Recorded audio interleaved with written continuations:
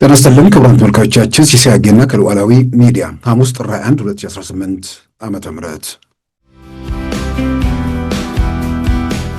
አቶ ጌታቸው ትንኮሳውን ተከትሎ ትላንት በትግርኛ ባስተላለፉት መልእክት ላይ ያነሱት የግዛት አንድነት እናስመልሳለን፣ ተፈናቃዮችን ወደ ቦታቸው እንመልሳለን በሚል እየተደረጉ ያሉ ትንኮሳዎች አደገኛነታቸውን አሳስበዋል። ድሮን እንጥላለን ብለው መሳሪያ ገብቷል። ድሮን መጣያ መሳሪያ አሁን ቆመ ጠብቀኝ ጓንዴ ማለት ነው።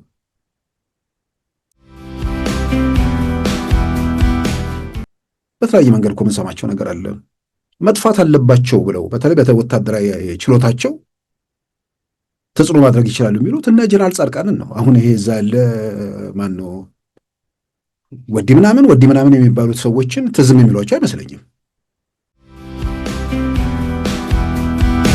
እኔ በተወሰነ ደረጃ ቢቃዡ ለቅዠታቸው ትንንሽ ምልክቶች ነበሩ። ዛሬ ግን የሚደረግ ቅዠት ካለ እብደት ነው። እብደት ደግሞ ደረጃ አለው። ቀስ እያሉ እንትን የሚሉ አሉ። መጀመሪያ መንገድ ላይ ከመዛባረቃቸው በፊት እዛው መንደራቸው ላይ ወይ ደግሞ ቤታቸው ውስጥ ነው የሚዘባርቁት። መጨረሻ ላይ ልብሳቸውን ከፍ ከፍ ማድረግ ይጀምሩና እርቃናቸውን መጓዝ ይጀምራሉ። አሁን ልክ የእብደቱ ደረጃ እርቃን መለመላን እንደ መቆም አይነት እብደት ውስጥ አንድ ሰው ካልገባ አሁን ባለንበት ሁኔታ ውስጥ ስልጣን ላይ ያለው መንግስት ላይ መተንኮስ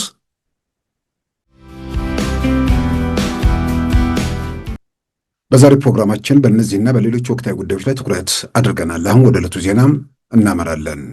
ህዝባዊ ወያኔ ሓርነት ትግራይ ህወሓት በተለያዩ አካባቢዎች በተለይም በጸለምት አካባቢ ትንኮሳ በማድረግ ላይ መሆኑ ሲገለጽ፣ አቶ ጌታቸው ረዳም እነዚህ ኃይሎች ከድርጊታቸው እንዲታቀቡና ለትግራይ ህዝብ ሰላም እንዲሰጡ ጥሪ አቅርበዋል።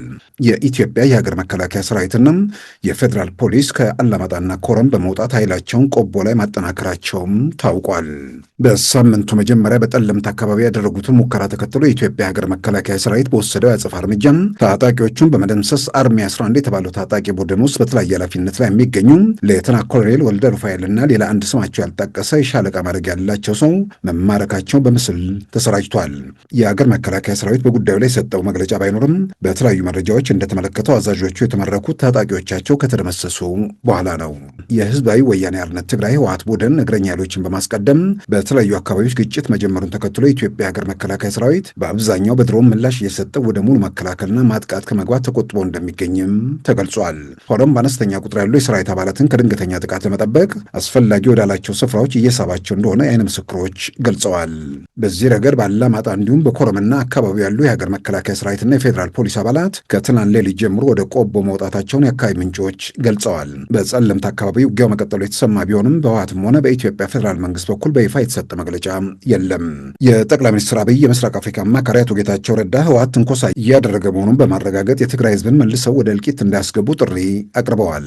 ወጣቶቹን ፊት ለፊት እያሰለፋችሁ የምትማግዱት መድፎቹን ለመቼ ያስቀምጣችሁ ነው ማለትም ጠይቀዋል። የህወሓት ኃይሎች የግዛት አንድነትና ተፈናቃይ እናስመልሳለን በሚል ትንኮሳ እያደረጉ ወደ ሙሉ ጦርነት ወደሚያስገባ ሁኔታ እያመሩ መሆኑን የገለጹት አቶ ጌታቸው ረዳም ከዚህ ድርጊታቸው እንዲቆጠቡና ትግራይን የጦር አውድማ ከማድረግ እንዲታቀቡም አሳስበዋል። ይህ በእንዲህ እንዳለም ኢትዮጵያ እጅግ ዘመናዊ የሆኑ በትንሹ 6 የውጊያና የስልጠና ሄሊኮፕተሮችን ከሩሲያ መቀበሏን ዞና የተባለው የወታደራዊ ጉዳዮች ድረገጽ ዘገበ። ኢትዮጵያ ያክ 30 የተባለውን ለከፍተኛ ስልጠናና ለመለስተኛ ውጊያ የሚያገለግለውን ሄሊኮፕተር በ9ኛው የአየር ኃይል ክብረ በዓል ትርኢት ላይ ማሳተፏን በዘገባው ተመልክቷል። ኢትዮጵያ ያስገባችው በትንሹ 6 ሄሊኮፕተሮችን ቢሆንም በአየር ትርኢቱ ላይ የተሳተፉት 4ቱ ብቻ መሆናቸውንም ከዞና ዘገባ መረዳት ተችሏል። ኢትዮጵያ ከዚህም በተጨማሪ ሱኮይ ወይም ሱ 35 የተባሉ ተዋጊ ጀቶችንም በተመሳሳይ ከሩሲያ ለመግዛት ስምምነት መፈጸሟ ቢገለጽም በዚህ ረገድ በሁለቱም ወገን ማረጋገጫ እንዳልተገኘም አመልክቷል። ከሩሲያ ከተገዙ 6ቱ ዘመናዊ ሄሊኮፕተሮች 4ቱ 2301፣ 2302፣ 2303 እና 2306 በሚሉ መለያ ቁጥሮች በአየር ትርኢቱ ላይ ተሳታፊ እንደነበሩም በፎቶግራፍ አስደግፎም አሰራጭቷል። ከዘገባው መረዳት እንደተቻለው ሄሊኮፕተሮቹን የኢትዮጵያ አየር ኃይል የተረከባቸው በዚህ በጥር ወር ሲሆን 3ቱ እንደ አውሮፓውያን አቆጣጠር ጥር 9 2026 ኢትዮጵያ አየር ኃይል መድረሳቸውን የሳተላይት መረጃዎች አመልክተዋል። ኢትዮጵያ አየር ኃይሏን በማዘመን ጉዞ ላይ መሆኗን የገለጸው ዞና የተባለው በወታደራዊ ጉዳዮች ላይ የሚያተኩረው ድረገጽ የኢትዮጵያ አየር ኃይል ከ2 ዓመታት በፊት ባካሄደው የአየር ትርኢትም ሱኮ ወይም ሱ30 የተባሉ ተዋጊ ጀቶች ታጥቆ እንደነበርም ከነመለያ ቁጥራቸው አስፍረዋል። በተጨባጭ ማረጋገጫ ባይገኝም ኢትዮጵያ ተጨማሪ ሱ30 የተባሉ 4 ጀቶችን ስለመረከቧም አስፍረዋል። ኢትዮጵያ አየር ኃይሏን ለማዘመን በያዘችው በዚህ ዕቅድ መሰረትም በ11000 ሜትር ከፍታ ላይ ከአንድ ቀን በላይ ለ5 ሰዓታት መንሳፈፍ የሚችል ባይራክሽን ኦኪንጅ የተባለ የቱርክ የድሮን ቴክኖሎጂ መታጠቋንም አስነብቧል። የኢትዮጵያው ጠቅላይ ሚኒስትር ዶክተር አብይ አህመድ የኢትዮጵያ አየር ኃይል 4ኛው ትውልድ ቴክኖሎጂ ላይ መድረሱንና በሚቀጥለው 5 ዓመታት ወደ 5ኛው ትውልድ እንደሚሸጋገር መናገራቸውን በዘገባው ያስታወሰው ዞና ኢትዮጵያ ወደ 5ኛው ትውልድ ለመሸጋገር የሩሲያውን ሱ57 እና ሱ75 የተባሉ ዘመናዊ ተዋጊ ጀቶችን ወደ መታጠቅ ልትሸጋገር እንደምትችልም አመልክቷል። አረብ ሚሊተሪ የተባለ ድረገጽ በሳምንቱ መጀመሪያ ኢትዮጵያ በቁጥር 20 የሚሆኑ ሚራጅ 2000 የተባሉ የፈረንሳይ ስሪት የሆኑ ዘመናዊ ተዋጊ ጀቶችን መታጠቋን መዘገቡ ይታወሳል።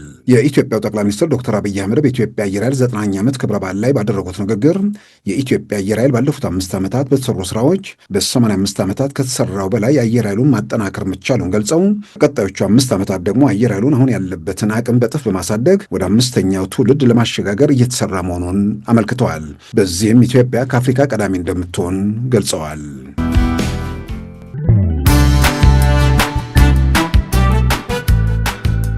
ሉዓላዊ ሚዲያን ይደግፉ። ስራዎቻችንን ለብዙ እንድናደርስ ሰብስክራይብ፣ ሼር፣ ላይክ በማድረግ ሉዓላዊ ሚዲያን ያጠናክሩ። እውነትን እንዘግባለን፣ ኢትዮጵያዊነትን እናቀነቅናለን። መድረኩ ግን ለሁሉም አመለካከት ክፍት መሆኑን እናረጋግጣለን። ሉዓላዊ ሚዲያ።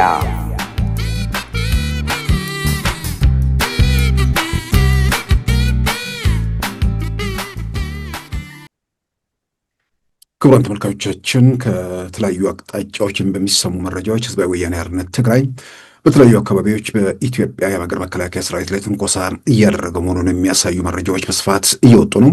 በቀደሙት ቀናት ያደረጉት ሙከራ ያው እርምጃ ተወስዶበት 2 አዛዦች መማረካቸውም ይታወቃል። ይህም በተመለከተ የጠቅላይ ሚኒስትሩ የምስራቅ አፍሪካ አማካሪና የቀድሞ የህወሓት ምክትል ሊቀመንበር እንዲሁም የጊዜ አስተዳደሩ ዋና ፕሬዝዳንት የነበሩት አቶ ጌታቸው ረዳም ከዚህ ትንኮሳቸው እንዲታቀቡና የትግራይን ህዝብ መልሰው ወይም ወጣቱን ከመማገድ እንዲታቀቡ ጥሪ አቅርበዋል። በሌላም በኩል ወደ ትንኮሳም የሚገቡ ከሆነ መድፎቻችሁን ለመቼ አስቀምጣችሁ ነው ወጣቱን የምትማገዱት በሚል ጥሪም አቅርበዋል። እንግዲህ የኢትዮጵያ መንግስት ደግሞ ትንኮሳውን ለመመለስ ከዚህ ቀደም ጠቅላይ ሚኒስትር አብይ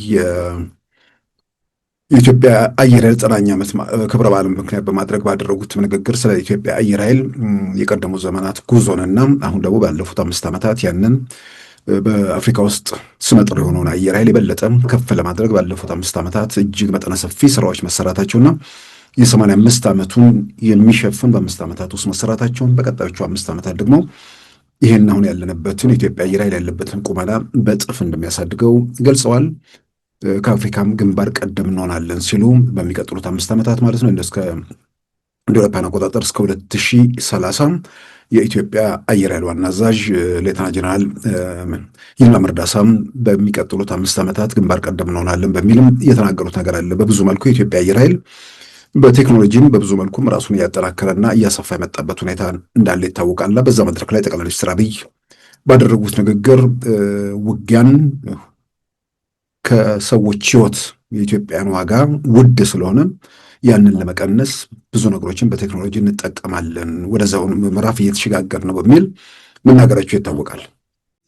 በስጋና በአጥንት ድል ማስመዝገብ ያደረ የቀረ ስርዓት ስለሆነ በቶክስ አቅም፣ በፕሪሲሽን፣ በቴክኖሎጂ ብዙ ምሽጎች ማፍረስና ውጊያን ማሳጠር ታሳቢ ያደረገ አቅጣጫ እንከተላለን።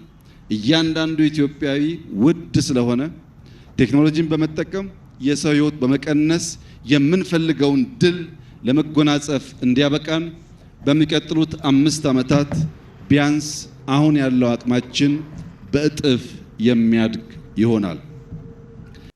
ምናልባት አንዳንዴ መሪዎች የምንበለው ፖለቲከኛ የትኛውም አካል ብዙ ነገር ዝም ብሎ ሊናገር የሚችልበት እድል አለ። ለማስፈራራት ይነገራል ወይ ደግሞ ተስፋ ለመስጠት የሚነገሩ ነገሮች አሉ። ግን ባለፉት 78 ዓመታት አሁን ስልጣን ላይ ያሉትን የኢትዮጵያውን ጠቅላይ ሚኒስትር ዶክተር አብይ አህመድን በሚናገሯቸው ነገሮችና በሚሰሯቸው መካከል ክፍተት አለው የሚለው ማንም ኢትዮጵያ ውስጥ ያለ ሰው ከርቀትም ያለ ኢትዮጵያን ሁኔታ የሚገመግም ሰው በቃልና በተግባር መካከል ያለውን ነገር አይቶ ገምግሞ ድምዳሜ ላይ ለመድረስ የሚያስቸግር አይደለም።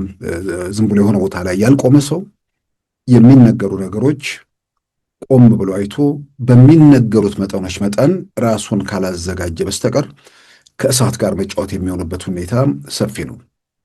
በቃላቸው ይገኛሉ ወይ? ከልማት አንጻርም ባለፉት ከግቢ ወደ ከተማ ከከተማ ወደ ሀገር በሚል ቃል የተገባውን ነገር ሀገሪቱ ውስጥ ከፍተኛ ቀውስ ባለበት ከየሰፈሩ የመጣ ዘረኛ ሀገሩን ወደ መከራ ወደ ስቃይ በከተተበት ሁኔታ ውስጥ በአንድ በኩል እነዚህን ኃይሎች እያስታገሱ በሌላ በኩል ደግሞ የልማት ስራዎች ላይ አጠንክሮ መስራት በመቻሉ ኢትዮጵያ ውስጥ ትርጉም ያላቸው ነገሮች ታይተዋል። ይህን መካድ የሚቻልበት ምዕራፍ እያበቃ ነው። የሆነ ቦታ ላይ ተጥለው የነበሩ ሰዎችን ለነሱ ውሸት፣ ሐሰት እየተረኩ መቀጠልም የሚቻልበት ሁኔታ በብዙ መልኩ እያበቃ ነው። ስራዎች እየተሰሩ ነው። የሚሰሩ ስራዎች ወደ ፍሬ እየተመነዘሩ ነው። ኢትዮጵያ የገንዘብ ለውጡን ወይ ደግሞ ገንዘብን የውጭ ምንዛሬን ፍሎት ወይ ደግሞ በገበያ ዋጋ እንዲወሰን ባደረገችበት ወቅት ኢትዮጵያ በአፍጢሟ እንደምትደፋ እየተነተኑ ብዙዎች ነበሩ። ከዛ በኋላ ወራት ኢትዮጵያ መቀጠሏን እስክንጠራጠር ድረስ መዓት ያወሩብን ብዙዎች ነበሩ። አለቀልን፣ ሰማይ ተደፋብን ነበር የተባለው። በሌላ በኩል ደግሞ በሙያ አይን ብቻ ጉዳዩን የሚመለከቱ የተወሰነ ግሽበቶች ሊኖሩ እንደሚችሉ ሄዶ ደግሞ የሆነ ቦታ ላይ ሊረጋጋ ይችላል። አማራጭ ደግሞ ኢትዮጵያ አልነበራትም። ይህን ሁኔታ ካልተቀበለች እጅ እግርን ታስሮ የሚመጣውን አደጋ ዝም ብሎ መቀበል ነው። ሀገሩ የውጭ ምንዛሪ እጥረት እንኳን ተጋፍጣ ትልቅ አደጋ ላይ የነበረችበት ጊዜ እንደነበር ይታወሳል። በዛን ወቅት መሀላ ላይ ኢትዮጵያ ከዓለም አቀፎቹ የገንዘብ ድርጅቶች አይኤምኤፍና ወርልድ ባንክ ጋር ነገሮችን ጨርሳ ወደ ፍጻሜ ሄዳ በገበያ ዋጋ ሲወሰን ሰማይ ልደፋብን ነው ያሉት ሰዎች አስቀድሞ ደግሞ የአሜሪካ መንግስት በኢትዮጵያ መንግስት ላይ ባለው ቅሬታ፣ እሱ ደግሞ በዓለም አቀፎቹ የገንዘብ ተቋማት ላይ ባለው ተጽዕኖ ኢትዮጵያ ድጋፉን ወይ ደግሞ በብድርና በእርዳታ መልክ የምታገኘውን ነገር አታገኝም። ስለዚህ የኢትዮጵያ ውስጥ ያለው ኢኮኖሚ ሁኔታ ሄዶ ጠልፎ ስልጣን ላይ ያለው መንግስት ይዘርረዋል የሚል ትንተናም ሲሰጡ ነበር።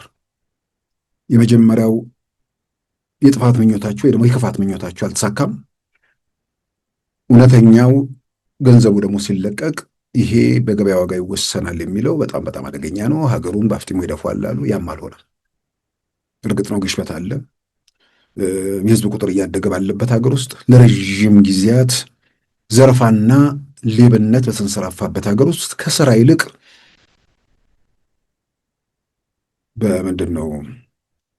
ሌብነቱ ከስራ ጋር ተያይዞ የሚሰሩ ስራዎች የሚያስገኙት ለግለሰቦች ለባለስልጣናት በሚያስገኙት ትርፍ ላይ አተኩሮ በእንደዛ መልክ ኢኮኖሚው ጫጭቶ ወይ ደግሞ ደቆ በነበረበት ሀገር ውስጥ ከሆነ ምዕራፍ ለመውጣት በሚደረግ ሂደት ውስጥ እንደገና ደግሞ ኢኮኖሚ ማሻሻያው ከገንዘብ ለውጡ ጋር የሚፈጥራቸው ነገሮች ሀገር ላይ ተጽዕኖ ማድረጋቸው፣ በዚህ መሃል ደግሞ ጦርነት አለ እስከ ሚሳኤል የተደገፈ፣ ከዛም ደግሞ በክላሽም በጅራፍም በየአካባቢው ችግር የፈጠሩ ኃይሎች ነበሩ። ከዛም ባሻገር ዓለም አቀፍ የዩክሬን ጦርነት በብዙ መልኩ ዓለም ላይ ተጽዕኖ አድርጓል። ሁላችንም ጋር የገባው ደግሞ ኮቪድም ያስከተላቸው ጣጣዎች አሉ። እነዚህ ሁሉ ተደምሮ የኢትዮጵያን ኢኮኖሚ በብዙ መልኩ ፈትኗል። ዓለምን እንደፈተነው ሁሉ ገና ደግሞ በችግር ላይ በቀውስ ላይ ባለ ሀገር ውስጣዊ ቀውስ ደግሞ በበረታበት ሀገር የበለጠ ደግሞ አደጋውን ያሰፋ ሁኔታ ነበር። ያን ሁሉ ምዕራፍ ተሻግሮ ቢያንስ በውጭ ምንዛሪ ረገድ ለስንዴ ከውጭ ለመግዛት የሚወጣው ውጭ ምንዛሪ ማስቀረትን ጨምሮ ትርጉም ያላቸው ስራዎች በመሰራታቸው አሁን የኢትዮጵያ መንግስት ምስክርነት ሳይሆን ዓለም አቀፎቹ የገንዘብ ተቋማት ብድርና እርዳታውን የሰጡ አካላት ኢትዮጵያ ውስጥ ግሽበት ወደ ሲንግል ዲጂት ወይ ደግሞ ከ10 በታች ወርዷል ብለው ምስክርነት ሰጥተዋል። የትኛውም ሀገር ኢኮኖሚ ውስጥ ስራ ለመስራት የሚጥሩ ወይ ደግሞ በስራ ውስጥ ማሳካት የሚፈልጉት ግሽበት ከቁጥጥር ውጭ እንዳይወጣ 2 ዲጂትና ከዛ በላይ እንዳይሄድ መስራት ነው። 2 ዓመት ባልሞላ ጊዜ ውስጥ ግሽበቱን ወደ ሲንግል ዲጂት መውሰድ ችለዋል፣ ወይ ደግሞ ግሽበትን ተከላክለዋል በሚል ዓለም አቀፉ የገንዘብ ድርጅት ከሰጠው ምስክርነት ባሻገር እንግዲህ ሰሞኑን ያው አዲስ አበባም የትም ቦታ ያሉ ሰዎች የሚናገሯቸው ነገሮች አሉ። በተወሰኑ ምርቶች ላይ ቅናሽ ታይቷል። ይሄ በአደባባይ የሚገለጽ ነገር ነው። ምንድን ነው ሽንኩርት፣ ቲማቲም ምናምን እየተባሉ የሚገለጹ ነገሮች አሉ። ከወቅት ጋር የሚያዝ ነገር ከወቅት ጋር ቢያዝም ቢያንስ ባለበት ይቆማል እንጂ ኢትዮጵያ ውስጥ አሁን ባለው ሁኔታ ወደታች የሚወርዱበት ነገር የለም። ስለዚህ ዓለም አቀፉ የገንዘብ ድርጅትም መስክሯል። ኢትዮጵያ ውስጥም በአይን የሚታዩ ነገሮችን ደግሞ ያን እያረጋገጡ ነው። በሌሎች ምርቶች ላይም ቢያንስ ባለበት የመቆም ነገር አንዳንዴ ለመጠየቅ እኮ እንሞክራለን። ምንድን ነው ይሄ ተረቱን ምናምን እናቆምና ልብ ወለድ ድርሰት ምናምን ውስጥ የተጠመዱትን ችላ ብሎ ናቅ አድርጎ በተጨባጭ ግን በህብረተሰቡ ህይወት ላይ ኑሮ ላይ ምንድን ነው እያለ ያለው ችግሮች ይኖራሉ። ችግሮችን በአንድ አቅም ጀንበር ለመፍታት የሚቻልባት ሀገር አይደለችም። ችግሮቹ ረዥም ጊዜ ሊቀጥሉ እንደሚችሉ ማንም ሰው የሚጠራጠሩ አይደለም። ግን ችግሩ ሰውን እንዳያጎብጠው፣ ችግሩ ሰውን ከእንትን ውስጥ እንዳያስወጣው ነው መታገል የሚያስፈልገው። ስራዎች እየተሰሩ ነው ወይ? ትውልዱን ለማስቀጠል የሚደረጉ ጥረቶች አሉ ወይ? እዛ ላይ ትኩረት አድርጎ ብዙ ነገሮችን ማየት መመርመሩ ብዙ መልክ ያስፈልጋል። ስለዚህ ከዚህ ጋር ተያይዞ እንግዲህ የሰዎች እንዴት ነው በኑሮ ውድነት በምናምን ሰዎች ላይ ያለ ጫና ምንም ጥያቄ ውስጥ የሚገባ አይደለም። የሚቋቋመው አለ፣ ያ ደግሞ የሚያጎብጠው አለ። ያጎበጠውን ይሰብረዋል ወይስ በተወሰነ ደረጃ ሌላ ገቢ ምንጭ እስኪፈጠር ድረስ ባለበት መቆየት የሚቻልበት ሁኔታዎች አሉ። እንዲህ በሚል ነገሮችን ለማየት ዋጋንም ሌሎች ነገሮችን ለመመርመር እንሞክራለን። በዚህም የተነሳ በአንዳንድ ምርቶች ላይም እንደ ጤፍ ምናምን ባሉበት ላይ ቢያንስ በተወሰነ ደረጃ የመቆም ይሄ በነበረ በፍጥነት የሚሄድ ምንድን ነው እየጨመረ መሄድ የመቆም ነገር እንዲሁም አንድ ሰው ሰሞኑን አንድ ቦታ ላይ ሲነግረን አከማችተው የሚቀጥለው ዓመት በዚህ ዓመት ማለት ነው ለመሸጥ ሲዘጋጁ የነበሩ ሰዎች እያዩ መጋዘን ውስጥ እያሉ ዋጋው እንደወረደባቸው በዚህም የተነሳ ለመክሰር መገደዳቸውን ማለትም አምና በዚሁ በነበረበት ዋጋ ላይ ስለማይቀጥል በሚቀጥለው ዓመት ይህን ያህል ስለሚጨምር የመጋዘን ሂሳቡንም ችዬ ተጨማሪ ተርፍ አገኛለሁ ብሎ ያከማቹ ሰዎች ባሉት መጠን መጨመር ስላልቻለ የመጋዘን ኪራይ ራሳቸው ወደ ኪሳራ የተጋለጡበት ሁኔታ አለ። እንዲህ አይነት ነገር በተለያየ መንገድ እንደ በጎ የሚታዩ የሚጨበጡ ነገሮች ኢትዮጵያ ውስጥ አሉ። ይሄን አይነቱ ሁሉ ዝርዝር ውስጥ ያስገባል። ኢትዮጵያ ውስጥ ስልጣን ላይ ያለው አካል በሚናገረውና በሚያደርገው መካከል ርቀት አለ ወይ የሚለውን ከኢኮኖሚ አንጻር ያለውን የሚታይ የሚዳሰስ ነገር ስለሆነ እሱን መነሻ ለማድረግ ነው። የትኛውንም የኢኮኖሚ እድገት የትኛውም አይነት የቴክኖሎጂ እመርታ የሆነ ቦታ ላይ ለአደጋ መጋለጥ እድሉ ሰፊ ነው። ያንን ለመከላከል የሚያስችል አቅምና ቁመና ወታደራዊ ዝግጅትና ምን ነገር ከሌለ ተራ ሽፍቶች መጥተው ከቅሚያና ከዝርፊያ ውጭ ስልጣን ላይ ሆኖ ስልጣን የሚሰጣቸውን በረከቶች ከማግኘት ውጭ የሀገር ዕድሜ በእነሱ የስልጣን ዘመን ብቻ እንዲለካ ከሚፈልጉ የሰፈር የመንደር የጎጥ ሰዎች ሀገሩ ወደ እንደነዛ አይነት ሰዎች እጅ እንዳይገባ የሀገሪቱ የጸጥታ ተቋማትን በሁሉም መስክ ማጠናከሩና ማዘጋጀቱ ደግሞ አስፈላጊ ስለሆነ በዚህ ረገድም ስራዎች እየተሰሩ መሆናቸው ሲገለጽ ቆይቷል። የምናየውም የምንዳስሰውም እውነት ይሄ ነው። ይሄኛውም በተለየ የማናቸው ማንዳስሳቸው ደግሞ ነገሮች አሉ። ከሚስጥርነቱ በተለያየ መንገድ ከማይታዩ ሁኔታዎች አንጻር ዞሮ ግን ደጋግሜ እንዳልኩት የሚናገሩትና በሚሰሩት መካከል ልዩነት አለ ወይ የሚለውን ለዚህ መንግስት ጠላት ሆነው በሌላ ጎራ የተሰለፉ ሰዎች ግምገማ ማድረግ አለባቸው። ሊያስፈራራኝ ነው የሚናገረው ወይስ በድርጊት ሊገልጸው የሚችል አቅምና ዝግጅት አለው ወይ? የዛሬ 5 ዓመት 2013 ጥቅምት ወር ጦርነቱ ከመጀመሩ በፊት ምርጫ ስታካሂዱ፣ ሌሎች ነገሮችን ስትፈጽሙ፣ በሽምግልና ጥረት በልመና አሻፈረኝ ባለችሁበት ሰዓት የሚኒሻ ውጊያ አይደለም የምናደርገው የሚል መልእክት ሲተላለፍ የዛን ጊዜ ድሮን የሚባል እነርሱም ሌላውም ኢትዮጵያዊ አእምሮ ውስጥ ሁላችንም ጋር የአይነት ቴክኖሎጂ በዚህ ውጊያ ውስጥ ይሳተፋል የሚል ግምት የነበረው አለ ብዬ አላምንም። ግን በሚኒሻ አይደለም የሚለው ነገር በምንድን ነው ታዲያ የሚል ምናልባት ድሮ የሚያውቁት ጀቶች ምናምን ይነሳሉ። የተወሰነ ጀቶች ናቸው ያሉት፣ የተወሰኑ አብራሪዎች ናቸው ያሉት፣ እናውቃቸዋለን አይነት ነገር ውስጥ የሚገቡበት ሁኔታ ስለሆነ የሆነ የሚለወጥ ነገር የለም ብለው በአንድ ሳምንት በአደባባይ የተገለጸ ነገር ነው። እኔ የምናገረው ሳይሆን የህወሓት ማዕከላዊ ኮሚቴ አባላት የነበሩ ሰዎች ጭምር በሁለት ሳምንት ውስጥ እንጨርሰዋለን ተብሎ ከበሮ የተደለቀበት ነበር። ዝግጅት በዛ ደረጃ እንትን የተባለበት ነበር። አንዳንዶቹ ደግሞ ለበዓሉ ድምቀት አዲስ አበባ ሆነው ከመጠበቅ አሜሪካ ወጥተው አውሮፓ ሄደው ተመልሰው አብሮ ለመግባት እንደዛ ድረስ የተዘጋጁበት ነበር። የምተነገራቸውንና በተጨባጭ ያለውን ነገር ማመሳከር ስላልቻሉ ያኔ ኦኬ ብዙ ነገር የራሳቸው ከልክ ያለፈ መታበይ ነበር። ሰራዊቱ ውስጥ የራሳቸው ኃይል ነበር። በአንጻሩ ደግሞ ለማስተካከል የተሞከረው ሰራዊት ውስጥ ሌላኛውን ገና ለማዋሃድ ገና ያላለቁ ስራዎች እንደነበሩ የሚያጠራጥር ነገር አይደለም። በዚህ ሁኔታ ውስጥ የሆነ ነገር እናሳካለን ብለው ያኔ በተወሰነ ደረጃ ቢቃዡ ለቅዠታቸው ትንንሽ ምልክቶች ነበሩ። ዛሬ ግን የሚደረግ ቅዠት ካለ እብደት ነው። እብደት ደግሞ ደረጃ አለው። ቀስ እያሉ እንትን የሚሉ አሉ። መጀመሪያ መንገድ ላይ ከመዘባረቃቸው በፊት እዛው መንደራቸው ላይ ወይ ደግሞ ቤታቸው ውስጥ ነው የሚዘባርቁት። መጨረሻ ላይ ልብሳቸውን ከፍ ከፍ ማድረግ ይጀምሩና እርቃናቸውን መጓዝ ይጀምራሉ። አሁን ልክ የእብደቱ ደረጃ እርቃኑን መለመላን እንደ መቆም አይነት እብደት ውስጥ አንድ ሰው ካልገባ አሁን ባለንበት ሁኔታ ውስጥ ስልጣን ላይ ያለው መንግስት ላይ መተንኮስ የትግራይን ህዝብ መልሶ ወደ መከራ፣ ወደ ስቃይ፣ ወደ ሰቆቃ ውስጥ ለመክተት መጣደፍ ሙሉ ሙሉ ከጤነኝነት ደረጃ ውጭ መሆኑን የሚያሳይ ነገር ካልሆነ በስተቀር ዛሬ አሁን በየአቅጣጫው አካባቢ ትንኮሳ እያደረጉ ነው። ትንኮሳቸውንም ተከትሎ እንግዲህ እንደ አብሬ ይሁን እንደምናምን በሆነ አካባቢ ላይ መጠነ ሰፊ ትንኮሳ አደረጉ፣ ደፈጠጧቸው። ከዛ በኋላ አዛዦቹን ቢያንስ ሁለቱ በአደባባይ ታዩ። ምናልባት እንግዲህ አንዳንዴ ቪዲዮቹ ምናምን አደገኛ እርምጃ ነው የተወሰደው ነው እንግዲህ የተባለው። ያንን ተከትሎ እንግዲህ ምስሎቹ ምናምን ሲወጡ የሚፈጥራቸው እንትኖች ሊኖሩ ስለሚችሉ በተቻለ መጠን ምስሎችን ለማስቀረት የሚደረጉ ጥረቶች እንዳሉ ይታመናል። አሁንም በየቦታም ሙከራ እያደረጉ ነው።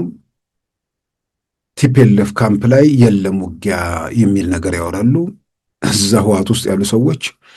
በዚህ ደግሞ እየተናደዱ ቢያንስ የሁለት ጓደኞቼ መርዶ ሰምቻለሁ የሚል ሰው የጻፈውን ሶሎዳ ሚዲያ ላይ እነ ወዲ ሻምበል አቅርበውት ተከታትያለሁ። እንዲህ አይነት የእብደት ጉዞ ውስጥ ሰዎቹ ገብተዋል።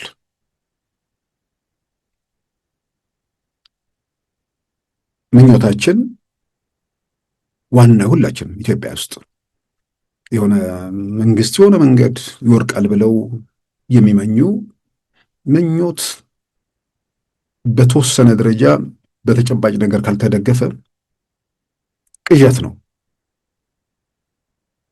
ምን ምልክት አለ? መንግስት ሊወርቅ የሚችልበት ምን ምልክት አለ? ይሄ ሊበተንብኝ ስለሆነ 2005 ላይ ይወድቃል ወይ ደግሞ 2016 ላይ ይወድቃል። 2017 የማይደርስ መስሏቸው 2017 ላይ ይሉ ነበር። ቅዠታቸው ማብቂያ ስለሚያጣ የደነዘዘው ተከታይም ድንዛዜው ሙሉ በሙሉ ስለማይለቀው ገንዘናል፣ አብቅቷል፣ ለቀብር እንድረስ ያሉ ሰዎች ያን ያሉት 2017 መሰለኝ። አሁን ደግሞ 2018 ሲደርሱ 2019 እያሉ ነው፣ ወይ ደግሞ 2000 በፈረንጆቹ 2027 እያሉ ነው። ከእንዲህ አይነት ሰው ለራሱ ክብር እንኳ አይጨነቅም እንዴ? በአደባባይ የሚናገረው ነገር አንድ ዓመት ማለት እኮ አሁን ባለንበት ሁኔታ ውስጥ እኮ አንድ ሳምንት ነው። እየፈጠነ ነው። ሂደቶች እኮ ናቸው። ከዛ በኋላ ደግሞ መጥቶ 2028 2029 2019 2020 2021 እየተባለ ይመጣ ነው። እርግጥ ነው እያንዳንዷ ቀን እያንዳንዷ ሰከንድ ድንዛዜ ውስጥ ያሉ ሰዎችን ከድንዛዜ እየወጡ የመጡበት ወይም ደግሞ አንዳንዶቹ ከነ ድንዛዜያቸው ተስፋ ቆርጠው ወደ ሌላ ጎራ ማለትም እግዚአብሔር ይመልሰው ብለው ወደ ሆነው ነገር ውስጥ የገቡበት ነው።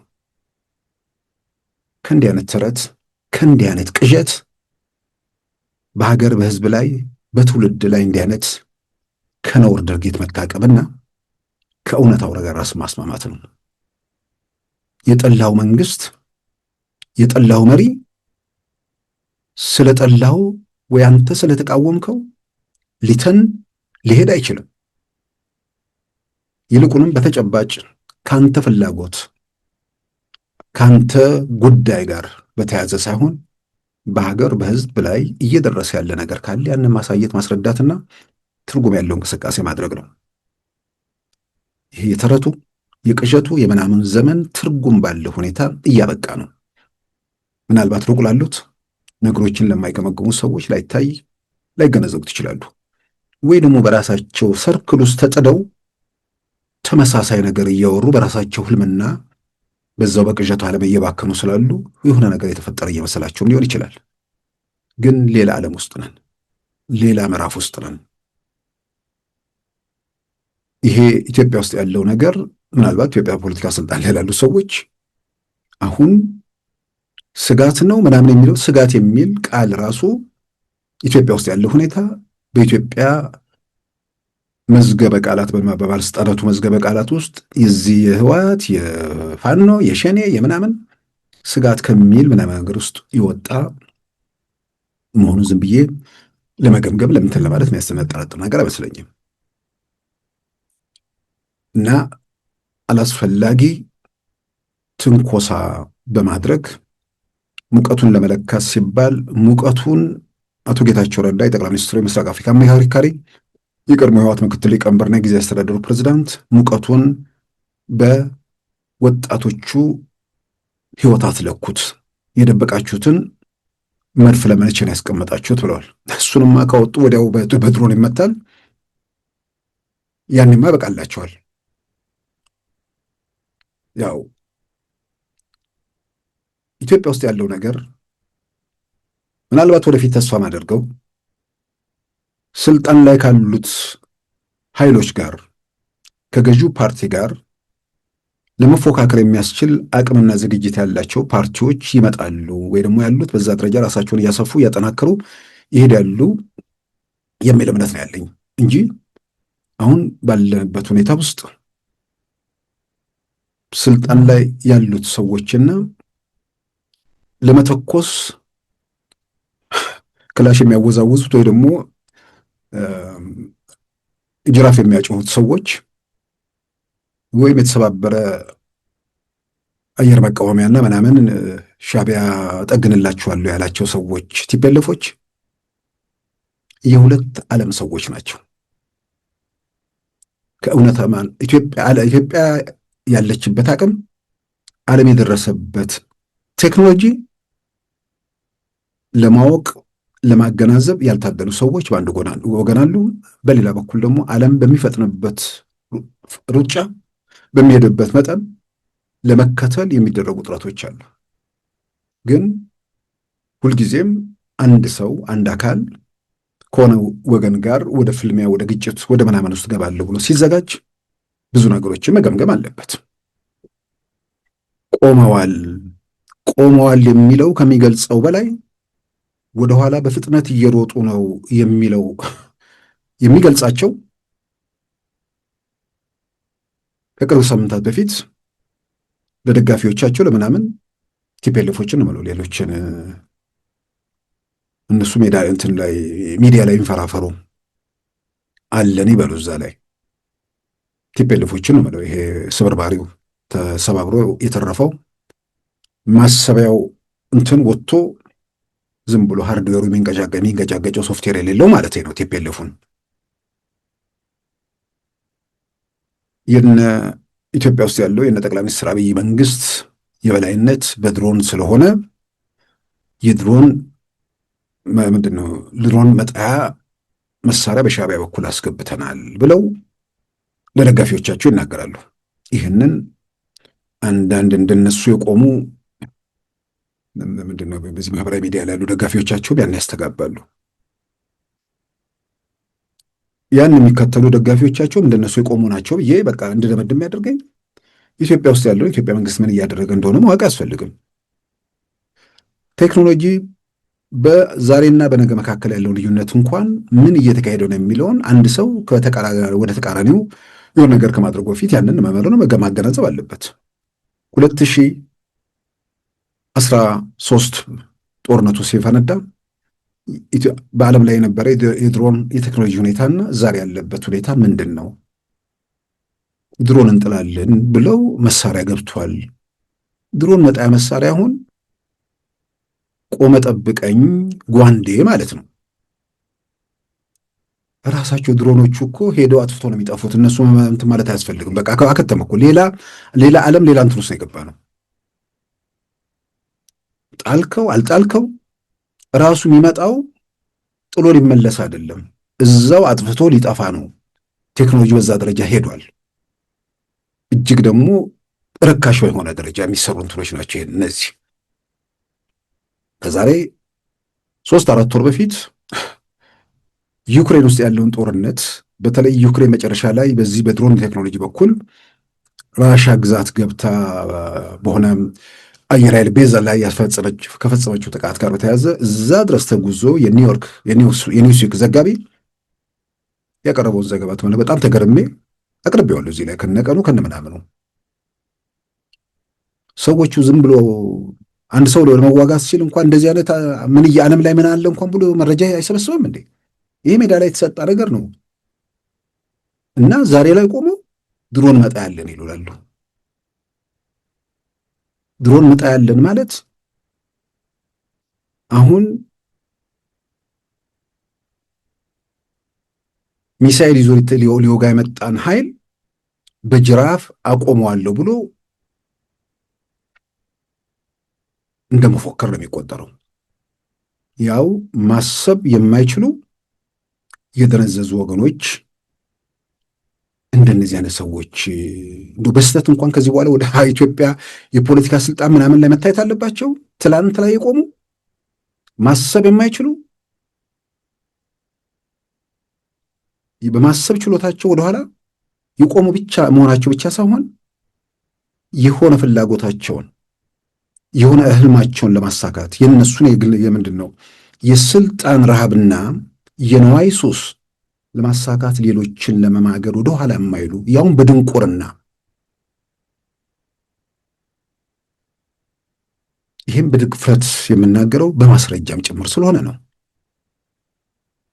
ድሮን መጣ ያለ የሚለው የአደባባይ ነገር ነው። ድሮን አጥፍቶ ጠፊ መሆኑም የአደባባይ ጉዳይ ነው። ዓለምን እየተከተሉ አይደለም፣ ትላንት ላይ ቆሙ መሆናቸው ይሄ ተጨባጭ መረጋገጫ መረጃ ነው። ነገር ግን ይህን አሳካለሁ የሚሉበት ዓላማ ግን የትግራይ ልጆችን ለመማገድ ሌላውንም ለመለብለብ ምን ስለጎደለብህ ነው ወደ ግጭት ለመሄድ የምትሞክረው? ምን ስለተወሰደብህ ነው ጦርነት ውስጥ ገባለሁ የምትለው? በሁለቱ በኢትዮጵያ ፌዴራል መንግስትና በህዝባዊ ወያኔ ሓርነት ትግራይ ወይ ደግሞ አሁን ጊዜ አስተዳደሩን በያዙ ሰዎች ያለው የሚወዛገቡበት ወይ ደግሞ የመስማማትም ይሁን የልዩነት መንስኤ የሆነ የሚነሱ ነገሮች ካሉ የፕሪቶሪያው ስምምነት ነው። እዛ ላይ ምን የቀረ ነገር አለ? ምን ያልተመለሰ ነገር አለ በኢትዮጵያ መንግስት በኩል? ይህንን 1 2 3 ብዬ በዚሁ ሳምንት ነው ስምምነቱን አንቀጽ በአንቀጽ አንቀጽ 6 አንቀጽ 7 ህወሓት ምን በአንቀጽ 6 ላይ ምንድን የጣለበት ኃላፊነት፣ በአንቀጽ 7 ላይ ምንድን ነው የኢትዮጵያ መንግስት ላይ የጣለው ኃላፊነት ምንድን ነው፣ ማን ምን አደረገ፣ ማን ምን ሳይፈጽም ቀረ። ይሄ በአደባባይ እንትን ያለ እውነት ነው። እንዴት ስምምነቱን እንጣሰው ብለው ጊዜያቸውን የሚያጠፉ ሰዎች ስምምነቱን አንቀጽ በአንቀጽ ጣሱት ሳይሆን ደረማመሱት የሚባሉ ሰዎች የፕሪቶሪያ የሰላም ስምምነት ይከበር ብለው ደብዳቤ የፕሪቶሪያው የሰላም ስምምነት ከመጀመሪያው እስከ መጨረሻው አንቀጽ በደንብ ያነበቡ ብቻ ሳይሆን የሽምግልና ሚና ለተጫወቱት ለተባበሩት መንግስታት እና ለእነ አሜሪካ ለአውሮፓ ህብረት ደብዳቤ ይጽፋሉ።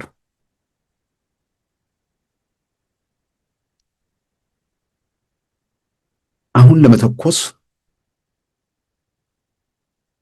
ሰዎችን ወደ እሳት ለመክተት ምን ስለቀረ ነው የሚለውን አብረው ለመተኮስ የሚንቀሳቀሱ መንገድ ለመምራትም የሚጣደፉ ሁሉም ቆም ብለው ማየት ያለባቸው የምተኩሰው ምክንያት ስላለ ብቻ ሳይሆን ምክንያት እንደሌለ ተኩሰህም የምታሳካው ነገር ካለ የውሸት ምክንያት መደርደር የቲፒኤልኤፍም የሌሎችም መለያ ነው።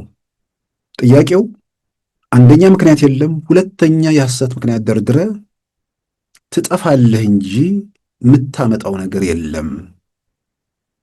ሐሰት ምክንያት በመደርደር የምታሳምነውና ከጎን የምታሰልፈው ዛሬ ከቀን ወደ ቀን እየመነመነ ብቻህን የቆምክበትና በኃይል ደጋፊዎችን በተለያየ መንገድ በዙሪያ ለማሰለፍ የሚደረግ ነገር ነው ያለው፣ በጉልበትም የታጠቁ ኃይሎች።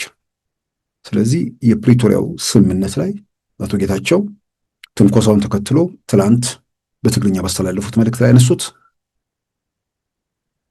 የግዛት አንድነት እናስመልሳለን፣ ተፈናቃዮችን ወደ ቦታቸው እንመልሳለን በሚል እየተደረጉ ያሉ ትንኮሳዎች አደገኛነታቸውን አሳስበዋል። የፕሪቶሪያ የሰላም ስምምነት ላይ የትግራይ ሉዓላዊ ግዛት የሚል ነገር የለም። ተፈናቃዮችን በተመለሰ ተፈናቃዮቹ እንዲመለሱ የኢትዮጵያ ፌዴራል መንግስት በአደባባይ እየወተወተ ነው ብቻ ሳይሆን በሽምግልናው ሂደት ውስጥ ዋና ተዋናዮች የታዛቢነት ሚና ያላቸው የእነ አሜሪካ መንግስት አምባሳደሩ ጭምር ወልቃይት ሄደው ተፈናቃዮች በራሳቸው ፍላጎት በእያንዳንዱ ፍላጎት ላይ ተመርክዞ መመለስ አለባቸው በሚል የኢትዮጵያ መንግስት በግልጽ እያራመደ ያለውን አቋም ደግፈው መግለጫም ሰጥተዋል። የኢትዮጵያ መንግስት ስላለው ብቻ ሳይሆን ማንም ጤነኛ ሰው ድንኳን ውስጥ የሚንከራተቱ በስቃይና በሰቆቃ ውስጥ ያሉ ሰዎች ጉዳይ የስቃዩ ሰለባዎች ናቸው። ህመማቸውን፣ ጉስቁልናቸው ወይ ደግሞ ስቃያቸውን የሚረዱት አንዳንዴ ከዛ የባሰ ስቃይ ሊደርስባቸው ይችላል፣ በመረጃ እጦት ወይ ምናምን። ስለዚህ በዛ መንገድ የምትሄዱበት ነገር አደጋ አለ ብሎ የሆነ ሰው አካል ሊያቆማቸው የሚችልበት ነገር ትክክል የሚሆንበት ሁኔታ አለ። ግን ሄደው የሚደርስባቸው አደጋ የለም የሚለውን የኢትዮጵያ መንግስት ኃላፊነት አለበት። እዛ ያሉ ወልቃይት አካባቢ ያሉ በኃላፊነት ላይ ያሉ ሰዎች ተፈናቃዮቹ እንዲመለሱ ተዘጋጅተዋል ብቻ ሳይሆን የተያዙ ቤታቸውን እንዲለቀቁ እያደረጉ ነው። ይህም ብቻ ሳይሆን የሽምግልና ሂደቱን የመሩት ወይ ደግሞ በታዛቢነት የተሳተፉት የእነ አሜሪካ መንግስት ሁሉ ጉዳዩ ላይ ገብተውበታል። ተፈናቃዮቹ ምንም የሚደርስባቸው ነገር የለም። የሚደርስ ነገር ያለው በእነሱ ሽፋን ተመልሶ አስተዳደሩን ለመረከብ የሚፈልጉና የሰሊጥ መሬት መነገድ ወይ ደግሞ በሰሊጥ መሬት ሀብት መሰብሰብ የሚፈልጉ ሰዎች ያ የነሱ የዘረፋ የምናምን ነገር ይሳካል አይሳካም የሚል ጉዳይ እንጂ የተፈናቃዮቹ ጉዳይ እንዳልሆነ ግልጽ ነው። ስለዚህ ተፈናቃዮችን አስታቦ የግዛት ምናምን ነገር ተብሎ የሚደረጉ ነገሮች አንደኛ በፕሪቶሪያው ስምምነት መሰረት ማን ምን አደረገ የሚለውን የአፍሪካ ህብረት አለ። የታዛቢነት ሚና የሚጫወቱት የተባበሩት መንግስታት፣ ኢጋድ፣ የአሜሪካ መንግስትና የአውሮፓ ህብረት አሉ። ማን የፕሪቶሪያ የሰላም ስምምነት ጣሰ የሚለው 1 2 3 ተብሎ ከሻዕቢያ ጋር መተባበር 100% የፕሪቶሪያው ስምምነት መጣስ ነው። ከፋኖ ጋር መተባበር፣ ከሸኔ ጋር መተባበር 100% የፕሪቶሪያ ስምምነትን መጣስ ነው። የምርጫ ቦርድን ህግ አልቀበልም ማለት 100% የፕሪቶሪያን ስምምነት መጣስ ነው። የፕሪቶሪያውን ስምምነት ያልጣሳችሁት የቱ ጋር ነው? ስለዚህ ይሄንን ደጋግሞ ማስረዳቱ የሚያስፈልገው የዓለም አቀፉ ማህበረሰብ ያድነኛል የሚል ነገር ካለ የዓለም አቀፉ ማህበረሰብ የሚያድንበት ምንም ምክንያት የለም። የሆነ ነገር አድርገን አሁን የሚባለው በደጋፊዎቻቸው በአንዳንዶቹም ወይ ደግሞ አካባቢውን በደንብ የእነዚህን ሰዎች እንትን የሚያውቁ ሰዎች እንትን የሚሉት አይ አቅማቸውን ያውቃሉ፣ ግን ገፋ አድርገው የተወሰነ ነገር ሞክረው ለመደራደር ነው። የኢትዮጵያ መንግስት ከዚህ በኋላ እንዴት ነው የሚደራደረው? ከዚህ በኋላ ትንኮሳ በደንብ ወደ ግጭት ተገብቶ እንደገና ከእንደነዚህ አይነት ሰዎች ጋር ጉንጭ አልፋ ምናምን ውስጥ እንደሚገባው እንደተባለው የወጣቶቹን የታዳጊዎቹን ይህን ነገር ተገደው ይሁን ባላወቁት ሁኔታ ውስጥ የተሰማሩ በሌላም በኩል ኢትዮጵያን ለመታደግ ህይወታቸውን አካላቸውን የሚሰጡ የኢትዮጵያ የሀገር መከላከያ ሰራዊትና ሌሎች የጸጥታም ተቋማትን ደህንነት ለመጠበቅ ህልውናቸውን ህይወታቸውን ለመታደግ በእነዚህ ጥፋትና ክፋት የተዋሃዳቸው ሰዎች በሚያደርጉት ደግሞ የተሰለፉት ሌሎቹ የኢትዮጵያ ልጆች ከትግራይ ከዚህ ከታጣቂ ቡድን ጋር የተሰለፉ የእነሱንም ጭምር ህይወት በጠበቀ መልኩ ችግሩን ለመፍታት ዋናዎቹን አመንጮቹንና ምናምን ላይ ትርጉም ያለው እርምጃ ወስዶ ለአንዴና ለመጨረሻ ከዚህ አዙሪት መውጣት የሚቻልበት ሁኔታ ይሰራል እንጂ ከዚህ በኋላ ድርድር ምንድን ነው እሰጥ አገባ ውስጥ የኢትዮጵያ መንግስትም ይገባል ብዬ አላምንም። የሆነ ተደራጅቶ ምናምን በዚህም በዚያም አድርጎ የኢትዮጵያ መንግስት የሆነ ቦታ ላይ ትኩረት ሲያደርግ አንድ ቀበሌ ወይ ደግሞ አንድ ዞን ወይ በአማራ ክልል ወይ ምናምን ያዘን የሚባል ነገር ሊመጣ ይችላል። ምናልባት እንዲህ አይነት ሁኔታዎች ወደ ሙሉ ኦፕሬሽን ወደ ተደራጀ እንቅስቃሴ ውስጥ ከመገባቱ በፊት እንዲህ አይነት ሁኔታዎች ሊኖሩ ይችላሉ። ያንን ለመቀልበስ የሚደረጉ ጥረቶች ወደ ሙሉ ኦፕሬሽን እስኪጀመሩ ድረስ ሙሉ ኦፕሬሽን ሲጀመር ሁሉ ነገር ተዘጋግቶ በደንብ ስለሚካሄድ እዚህ ደረጃ እርምጃ እስኪወሰድ ድረስ ይህን ነገር አደረግን ብለው ምናልባት ይደራደራናል ብለው የሚያስቡ ሰዎች ከሆኑ ከዚህ በኋላ ድርድር የሚኖር አይመስለኝም። ከዚህ በኋላ ደጋግሜ በግሌ እንደማምነው በህይወት ከተረፉ ቃሊቲ ወይ ቅሊንጦ ላይ ቀሪ ዘመናቸውን ይጦራሉ ልበል። ከዛ ያለፈ የሚመጣ የሚለወጥ ነገር የለም። ዓለም አቀፉ ማህበረሰብ የኢትዮጵያን መንግስት ከዚህ በኋላ አቁም ሊል የሚችልበት ምንም ምድራዊ ምክንያት የለም።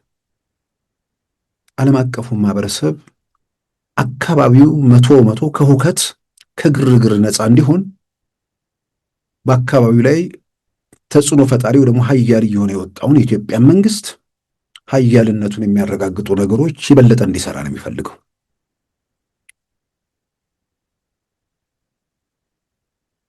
ዝም ብሎ ወደ ሰሞኑን እንትኖች ወደ ኢትዮጵያ የመጡት ዝም ብሎ ብቻ ነው እንዴ? የቻይና፣ የጀርመን፣ የአሜሪካ፣ የአውሮፓ ህብረት አኔቱ በረሳቸው መጥተዋል። አሁን ደግሞ ሰሞኑን ዩናይትድ ኪንግደም ጠቅላይ ሚኒስትር ውጭ ጉዳይ ሚኒስትር ይመጣሉ። የአካባቢ ሰላምና ጸጥታ ያሳስባቸዋል። የአካባቢ ሰላምና ጸጥታ ላይ ደግሞ ለማስከበር ከማንም በተሻለ ቁመናና አቅም ያለው የኢትዮጵያ መንግስት ነው። ኬንያም ጥሩ ሁኔታ ላይ ነው ያለችው። ግን ኢትዮጵያ በብዙ መልኩ የውስጥ ነገሯን ከፈታች ደግሞ የበለጠ አስተማማኙ ሀገር ኢትዮጵያ ነች። ስለዚህ የአካባቢው ሁኔታ ስለሚያሳስባቸው በዓለም ላይ 12% የንግድ እንቅስቃሴ የሚካሄድበት የቀይ ባህር አካባቢም ስለሆነ እዚህ አካባቢ ላይ እነ አልሻባብም ራቅ ብሎ ደግሞ እነ የሁቲ አማጽያንም ምናምን ያሉበት የትርምስ ቀጠናማ አካባቢ ስለሆነ ጠንከር ያለ ሁሉን ነገር በመዳፉ ያደረገ አካባቢው ላይ ጎልቶ የሚወጣ መንግስት መኖሩ ደግሞ ለእነሱም ስለሚጠቅም እነዚህ ፍርስ በርባሪዎችና አነስተኛና ጥቃቅን ቡድኖች የኢትዮጵያ መንግስት በዚህም በዚያም ቆንጥጦ አደብ ያስገዛቸው ይደግፉታል፣ ይፈልጉታል። ምንም ጥያቄ ውስጥ ቢገባ ነገር አለም። ከዚህ በኋላ የሚያድናችሁ ከዚህ በኋላ የኢትዮጵያ መንግስትን አቁም እረፍ የሚለው ማንም እንደማይኖር በእርግጠኝነት መናገር ይቻላል። የተለኮሰው እሳት አቶ ጌታቸው በጽሁፋቸው መልሳችሁ ትሞቆታላችሁ ብለዋል። ምናልባት እነዚህ ሰዎች ያደረጉት ትንኮሳ በግላቸው እንትን ሊሞክሩት አይችሉም። ከሻዕቢያም ከኤርትራ መንግስት ቡራኬ ሲያገኙ ነው። የኤርትራ መንግስት ደግሞ ሙቀት ይለካባቸዋል። አንዳንዶች በልህ የሆነ ነገር ውስጥ ሊገባ ይችል፣ በፍጹም አይገባም። ከዚህ ቀደም የነበሩ ልምዶች ይታወቃሉ። ኢትዮጵያ አየር ኃይል ወይ ኢትዮጵያ ሀገር መከላከያ ሰው ኢትዮጵያ ውስጥ የሚደረጉ ነገሮችን ገምግመው የሚመጣውን ጣጣና የሚመጣውን አደጋ ተገንዝበው ባድመ ከተያዘ በኋላ እንቀበላለን የሚለው ነገር የሆነ ቦታ ከተያዘ በኋላ እንቀበላለን የሚለውን ነገር የሚሰማ መንግስት እንዳልሆነ ዛሬ ያውቃሉ። እዛ ጋር ሳይደርስ ከነዚህ አነስተኛና ጥቃቅንና ስብርባሪ ኃይሎች ጋር ራሳቸውን አፋተው ለኢትዮጵያም ለኤርትራም ህዝብ በሚበጀው በዘላቂው ነገር ላይ እንነጋገር፣ እንወያይ ከሚል ኃላፊነት የሚሰማው መንግስት የሚቀርብን ጥያቄ ለመቀበል እድሉ ለእነሱ ይዘጋ አይመስለኝም። የሚዘጋበት ቀን ዛሬ ነው፣ ነገ ነው፣ አናውቅም። ይሄ ሂደት ውስጥ ተሳትፎ በድርጊት የሚገለጽ መሆኑ ሲታወቅ የኢትዮጵያ መንግስት የት ድረስ እንደሚሄድ ለማናችን የሚያጠራጥር ነገር አይደለም። የኢትዮጵያ መንግስት የፕሬዝዳንት ኢሳያስ መንግስት አወርዳለሁ ቢሄድ ብሎ ቢንቀሳቀስ ቀይ ባህር አይደለም። ቀይ ባህር ቢል ዓለም ይንጫጫል፣ የታወቀ ነገር ነው። ለአካባቢው ጠንቅ ነው። የኢሳያስና መንግስት አስወግዳለሁ ብሎ ቢሄድ ቡራኬ ነው የሚሰጠው። ቀጥልበት ነው። ለአካባቢው ጠንቅ ሆኖ የቆየ ሰው ነው የሚባል ምን ጥያቄ አለው? እንኳን ቁም አይደለም። የኢትዮጵያ መንግስት የበለጠ ካለበት ቴክኖሎጂ በላይ የሚያግዘው ነገር ካለ ያን ያቀርባሉ። ኤርትራ መንግስት ውስጥም ከዚህ መፋታት ከተመሳሳይ ነገር ውስጥ እየዳከሩ ከመቀጠል መውጣት የሚፈልጉ ሰዎች እንዳሉ የሚያጠራጥር ነገር አለ። የሰሞኑ ሪፖርቶችም ያን ያረጋግጣሉ። ዝም ብሎ የሆነ ነገር ላይ ሰው ዘላለም ይቆማል እንዴ? ስለዚህ እንነጋገር የሚል እንወያይ የሚል መንግስት ጎረቤት ኖሮ በማናቸው መንገድ አልወያይም ከህወሓት ስብርባሪና ፋኖና ሸኔ ከሚባሉ አነስተኛና ጥቃቅን ቡድኖች ጋር እነሱን ተጠቅሜ ሰላምህን እነሳሃለሁ፣ ከዛም ከተሳካልኝ አወርድሃለሁ፣ ኢትዮጵያን አፈርሳለሁ ብሎ አሁን አንዳንዶች ከሻዕቢያ ጋር ምናምን አብረው የሚያሸበሽቡ ሰዎች ዛሬ ባለበት ሁኔታ ውስጥ ያኔ ኢትዮጵያ ውስጥ ጸረ ኢትዮጵያ የሆነ መንግስት ነበር። ጥያቄ ውስጥ የማይገባ ነገር። ያኔ የሻዕቢያ ጸብ ከቲፒኤልኤፍ ጋር ነው። ከቲፒኤልኤፍ ጋርም ሲሆን ቲፒኤልኤፍ የፈጠረው ዘረኝነት ኢትዮጵያ ውስጥ እነሱም ጋር ከገባ ሀገራቸውን ይበትናል የሚል ስጋት ስላላቸው በዚህ ረገድ እነ አምባሳደር ዴቪድ ሺን እነ ሄርማን ኮን የሚሰጧቸው ትንታኔዎች ጭምር ከዛም ባሻገር የቲፒኤልኤፍ ክፋት ኢትዮጵያን በዓይናችን ያየነው የዳሰስነው እውነታ ስለሆነ ከእነሱም ጋር የተያዘው ነገር ከቲፒኤልኤፍ ጋር የተያዘ ሊሆን ይችላል የሚል ግምገማዎች ነበሩ። በቀደመ ታሪካቸውም ከዚህ ከመገንጠል መብት ጋር ያለውን ነገር ባሉታዊነት ሲመለከቱ ስለነበር በእርግጥም ከቲፒኤልኤፍ ጋር የተያዘ ነገር ነው የሚል በግሌም አይነት ሙሉ ግምገማ ነበረኝ። ቲፒኤልኤፍ ከሂደቱ ከወጣ በኋላ በቲፒኤልኤፍ ሳቢያ ኤርትራ ላይ የተጫኑ ማዕቀቦች ሁሉ በኢትዮጵያ መንግስት ጥያቄ ጭምር ማዕቀቦቹ ተነስተው ሰላም ከተረጋገጠ በኋላ ከቲፒኤልኤፍ ጦርነት ጋር ተያይዞ ከተባበሩ በኋላ ከቲፒኤልኤፍ ጋር ለምን የሰላም ስምምነት ተፈረመ? መጥፋት ነበረበት። አይ በቃ ተዳክሟል፣ ከዚህ በኋላ ምንም ሊያመጣ አይችልም። ከምንም በላይ ደግሞ ትግራይ የኢትዮጵያ አካል ነው። ስለዚህ የኢትዮጵያ መንግስት የሚሰማውን ያህል የኤርትራ መንግስት ሊሰማው አይችልም። እነዚህ ሰዎች ድራሻቸውን በማጥፋት ትግራይ ውስጥ ያለውን ሁኔታ ማስተካከል ይቻላል ወይስ ከነዚህ ሰዎች ጋር አቅማቸውን አውቀው ወደ ሰላም ሂደት ቢመጡ ነው ነገሮችን ጤናማ በሆነ መንገድ ማድረግ የሚቻለው? መልሰው አደጋ መፍጠር የማይችሉበት ሁኔታ ላይ ተደርሷል።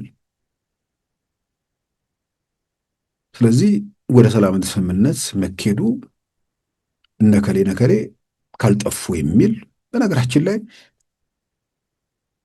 አሁን ዝም ብሎ አነስተኛና ጥቃቅኑ ምናምን ስብርባሪ በጣም የሚንገበኝ በተለያየ መንገድ እኮ የምንሰማቸው ነገር አለ። መጥፋት አለባቸው ብለው በተለይ በወታደራዊ ችሎታቸው ተጽዕኖ ማድረግ ይችላሉ የሚሉት እነ ጀነራል ጻድቃንን ነው። አሁን ይሄ እዛ ያለ ማን ነው ወዲ ምናምን የሚባሉት ሰዎችን ትዝም የሚሏቸው አይመስለኝም። ይሄ ምን በተለያየ መንገድ እኮ የምናውቃቸው ነገሮች ናቸው። እነ ጀነራል ጻድቃን በዛ ሂደት ውስጥ ወይ መያዝ አለባቸው ወይ መጥፋት አለባቸው። እነሱን ከዚህ ሂደት ውስጥ ማውጣት ሲገባል የሚል ነበራቸው። ምን ጥያቄ ውስጥ የሚገባ ነገር ወዲም ቤቴ ወዲ ምናምን አጀንዳዎቻቸው አልነበሩም። ምናልባትም እነ ጀነራል ጻድቃን ከዛ ሂደት ውስጥ ወይ ሞተው ወይ እጅ ሰጥተው ወይ ሆኖም ከዛ ሂደቱ ሲወጡ ኖሮ ምናልባት የሰላም ስምምነቱን ይደግፉትም ሊሆን ይችላል፣ አላውቅም። ግን አጀንዳቸው ወዲ ምናምኖች አልነበሩ። መጥፋት አለባቸው የሚሉት እነ ጀነራል ጻድቃንን ነበር። ይሄ ማንም የሚያውቀውን በተለይ ያለውን ሁኔታ አስተላለፉን ምናምን ሲገመግም የነበረ የሚያውቀው እውነታ ይሄ ነው። ስለዚህ ኢትዮጵያ መንግስት ደግሞ ትግራይ ውስጥ ያለው ነገር የመጀመሪያው ዙር እኮ ተመቱና ጠፉ እኮ። ግን ትግራይ ውስጥ የትግራይን ህዝብ ልብ ማግኘት ተችሎ ነበር? ያኔ አልተቻለም። እንደ ሰላም ስምምነቱ ኢትዮጵያን የጠቀመ ነገር አለ በዚህ ምድር ላይ? እውነት ለመናገር ያ የሰላም ስምምነት አይደለ እንዴ? ህወሓት 27 ዓመት ኢትዮጵያን ሲገዛ ኢትዮጵያውያን ሌላው ኢትዮጵያ 27 ዓመት ሲንገሸገሽበት የነበረ ቡድን ሌት የትግራይ ህዝብ መንገሽገሽ የጀመረው አሁን አይደል? በደንብ ያየው፣ በደንብ የገለጠው፣ በደንብ ያነበበው ይሄ ሰላም ስምምነት አይደል እንዴ? የሰላም ስምምነቱ ህወሓትን እኮ በትግራይ ምድር ውስጥ እኮ እርቃኑን እኮ እንዲቆም ያደረገው የስምምነት ነው እኮ። ይሄ የሰላም ስምምነት እኮ እውነታውን የተረዱና የመጡበት መንገድ ለትግራይም ለአጠቃላይ ኢትዮጵያም አይጠቅምም ብለው ራሳቸውን ከእውነታው ጋር አስማምቶ ትግራይንም ሌላውንም ለመታደግ ቢያንስ በመረበሹ ሂደት ውስጥ የለንበትም ሰላም ይስፈን የሚሉ ትልልቅ የጦር አዛዦች፣ ትልልቅ የፖለቲካ መሪዎች ከትግራይ የተገኙበት አይደል እንደ ሰላም ስምምነቱ። ከዚህ ሰላም ስምምነት በላይ ምን እላለሁ? እውነት ለመናገር ማንም ጤነኛ ሰው ይመርምረው። ዝም ብለን ህወሓትን እንደ ቡድን ብናይ ፍርክስክስ የወጣው በዚህ ሰላም ስምምነት አይደል እንዴ? በመፈረካከሱ የትግራይ ህዝብ ተጎዳ። በመፈረካከሱ የኢትዮጵያ ህዝብ ተጎዳ። በመፈረካከሱ ኢትዮጵያም የትግራይ ህዝብም በአጠቃላይ ኢትዮጵያም አተርፈውበታል። እንዲህ አይነት ቡድን 27 ዓመት በኢትዮጵያ ፖለቲካ ስልጣን ላይ በነበረበት ወቅት በየአቅጣጫ ያለው ተቃውሞና ብሶት ሮሮ እኛ ትግሬዎች ስለሆንን ስለሚጠሉን ነው ብለው ለትግራይ ህዝብ የሸጡትን ነገር እነሱ ከትግራይ ስለወጡ ሳይሆን እነሱ ከትግራይ ውስጥ መጥፎ ሰዎች ተሰባስበው ኢትዮጵያ ፖለቲካ ስልጣን ላይ ስለመጡ ነው። የትግራይ መራጮች ተሰባስበው ማለት ነው በክፋት ወይ ደግሞ ዋናዎቹ እነዛ ሆነው ሌላውን በእንደዛ በረዘውት የ27 ዓመቱ ጥያቄ የ27 ዓመቱ ተቃውሞ ዛሬ አይደለም የምናገረው። ቲፒኤልኤፍ በስልጣን ላይ በነበረበትም ወቅት ከትግራይ ውስጥ መጥፎ ሰዎች ተሰባስበው፣ ሁሉም ኢትዮጵያዊ ጋር መጥፎ ሰዎች አሉ። የትግራዩን የተለየ ያደረገው እነዛ መጥፎ ሰዎች፣ ክፋት ያለባቸው ሰዎች ተሰባስበው የፖለቲካ ድርጅት መስርተው ኢትዮጵያን የፖለቲካ ስልጣን ስለተቆጣጠሩ ነው።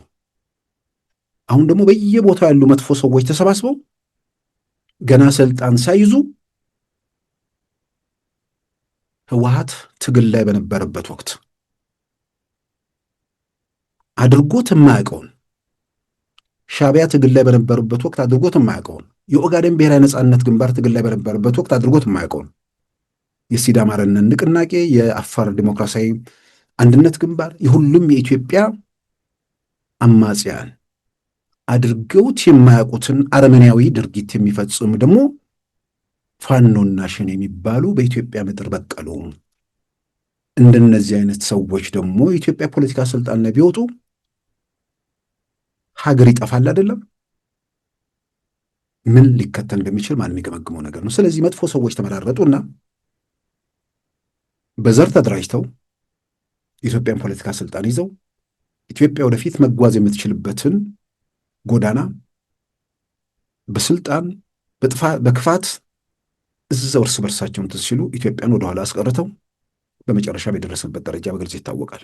በዛ ነው ጊዜ ሂደት ውስጥ እነሱ ላይ የሚደረግን ተቃውሞ ትግራይ ላይ የሚደረግ ተቃውሞ አድርገው ሲቀሰቅሱ ኖሩ። አልተሳካም ማለት አይደለም። ይህንን በደንብ ሸጠውት ብዙዎችም ይህን ገዝተውት ቆይተው ነበር። የሰላም ስምምነቱ ግን እንደዚህ ሰዎች እየገለጠ ማንነታቸውን አሳየ። ያም እንደፈጠረ ከሌላው ኢትዮጵያዊ ጋር ሲቃወም የነበረው ለምን እንደሆነ ትግራይ ውስጥ አሁን ጥያቄው ሰው የማይገባ ሁኔታ ግንዛቤ አግኝቷል። በተለያየ መንገድ እኮ በግላችንም የምንረዳው የምናውቀው ነገር ነው። ቲፒኤልኤፍ ላይ የምናደርገውን ተቃውሞ ትግራይ ላይ የምንደረግ ተቃውሞ አድርገው የሚመለከቱ ሰዎች ቢያንስ ሁሉም አይናቸውን ገልጠዋል ብለን ባናይም በደንብ አይናቸውን የገለጡ ሁኔታዎችን በደንብ የገመገሙ ምን ሲሉ ነበር የሚለውን ደግሞ መልሰው ሄደውም ለማየት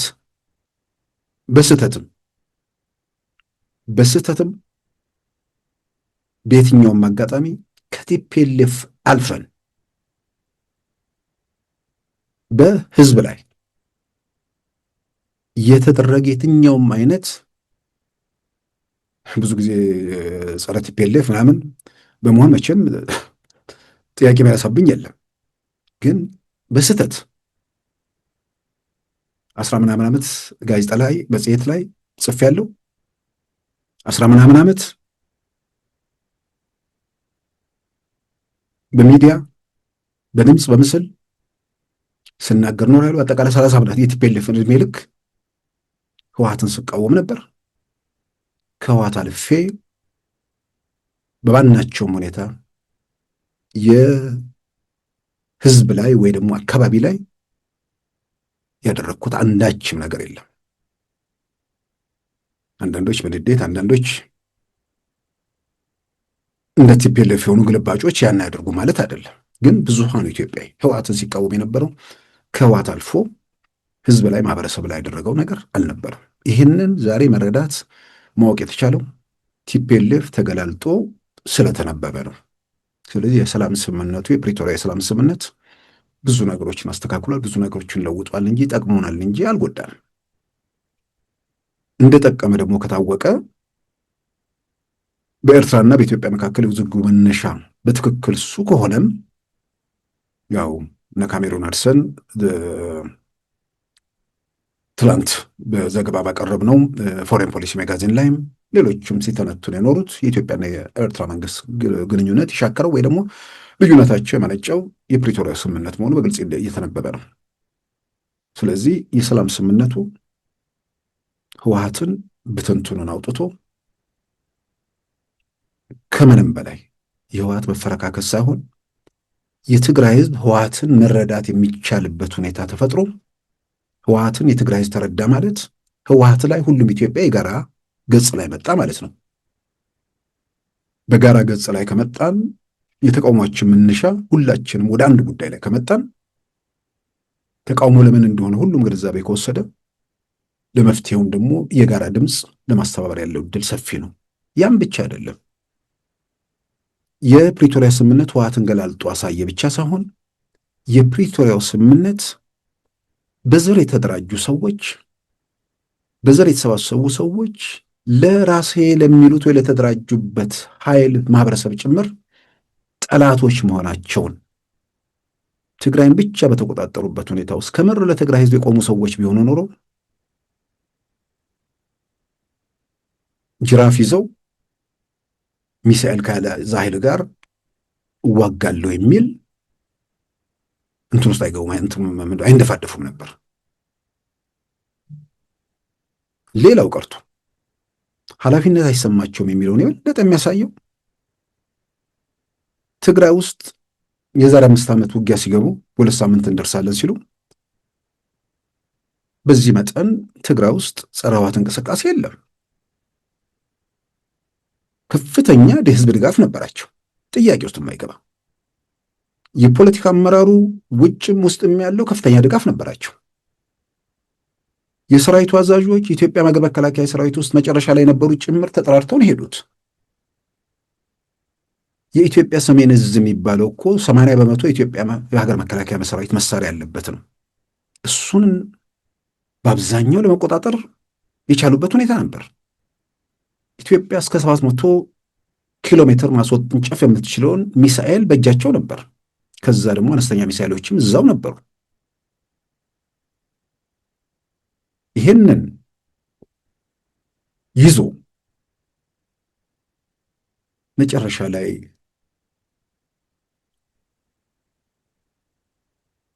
አንዳንድ ቃላት አሁን ጤነኞቹን እንዳያም ሲባል ማለፍ ያስፈልጋል። ዞሮ ዞሮ በኢትዮጵያ መንግስት አሸናፊነት ወይ በኢትዮጵያ ሀገር መከላከያ ሰራዊት አሸናፊነት የሰላም ስምምነት ተቋጨ። ዛሬ ትግራይ ውስጥ ህወሓት የህዝብ ድጋፍ አለው። የትግራይ አክቲቪስቶች ከህወሓት ጎን ተሰልፈዋል። የሰላም ስምምነቱ እንዳይፈረም ወይ ደግሞ በመፈረሙ የኤርትራ መንግስት ተቃውሞ የሚያቀርበው ወይ ደግሞ ትልቅ ቁጣውን የሚቀሰቅሰው በነወዲ ምናምኖች ሳይሆን በዋናነት በነ ጀነራል ጻድቃን መሆኑ ማንም ያውቀዋል። የዛ ፖለቲካውን አሁን እዛ ቅርብ አካባቢ ሆነው የሚከታተል ሰው በደንብ የሚያውቀው ነገር ነው። እነዛ ጀነራሎች እንደነ ጻድቃን ያሉት ዛሬ የት ነው ያሉት? ከአፍራሹ ጎን ተሰልፎ እናፍርስ እያሉ ነው ወይስ ሰላም ይውረድ እያሉ ነው? ሌሎች የጦር ጀነራሎች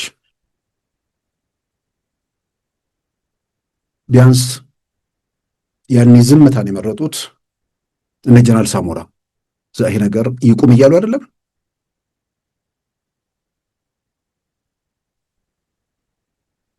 ሌሎቹ ጀነራሎች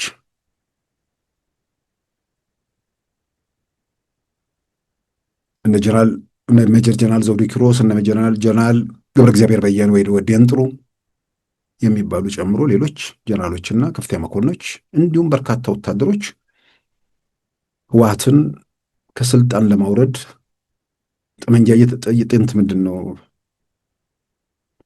ትክክል እያደረጉ አይደለም?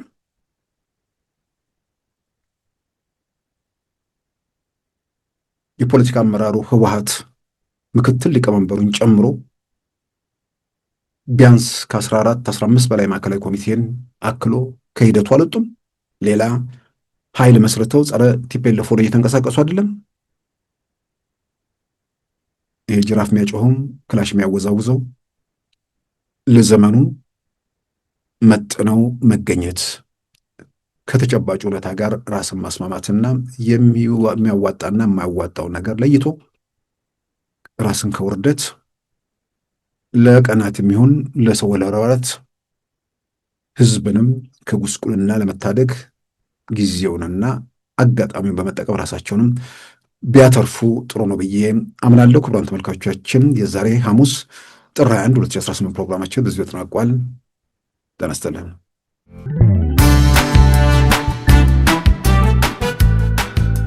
ሉዓላዊ ሚዲያን ይደግፉ። ስራዎቻችንን ለብዙ እንድናደርስ ሰብስክራይብ፣ ሼር፣ ላይክ በማድረግ ሉዓላዊ ሚዲያን ያጠናክሩ። እውነትን እንዘግባለን፣ ኢትዮጵያዊነትን እናቀነቅናለን። መድረኩ ግን ለሁሉም አመለካከት ክፍት መሆኑን እናረጋግጣለን። ሉዓላዊ ሚዲያ።